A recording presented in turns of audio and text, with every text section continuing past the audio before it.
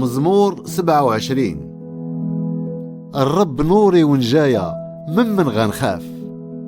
الرب سور كيحمي حياتي، ممن غنتخلع. ملي كيهجموا عليا المشرارين باش يقتلوني، هادوك اللي كيكرهوني وعدياني كيعصروا ويطيحوا. وخا يهجم عليا جيش، راه قلبي ما غيخافش. ووخا تنوض ضدي الحرب، غنبقى تايق في الرب. حاجة وحدة طلبت من الرب وهي اللي كانت ترجع، نسكن في بيت الرب طول ايام حياتي، باش نتمتع بالجمال دا الرب ونتمعن في الموضع ديالو المقدس.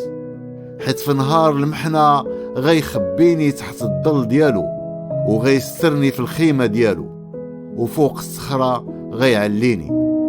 ودابا غي على راسي على عدياني اللي دايرين بيا، وغندبح في خيمته دبايح الفرحة، وغنغني ونرنم للرب. سمع ربي لصوتي ملي كنطلبك، ارحمني واستجب ليا. قلتي طلبوا وجهي، وليك قلبي قال وجهك ربي كنطلب. ما تحرمنيش من وجهك، وما تبعدنيش عليك بسبب الغضب ديالك. انت اللي كنتي ديما عويني، ايوا ما تسمحش فيا وتخليني اله نجايا. حتى الى با وامي يسمحوا فيا، راه الرب غيقبلني. وريني ربي طريقك، وهديني للطريق المقادة على ود عدياني. ما تسلمنيش ليدين اللي كيكرهوني، حيت ناضوا ضدي شهود الزور اللي كيهددوني.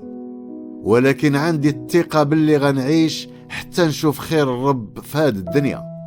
دير رجاك في الرب، تقوى وتشجع، ودير رجاك في الرب.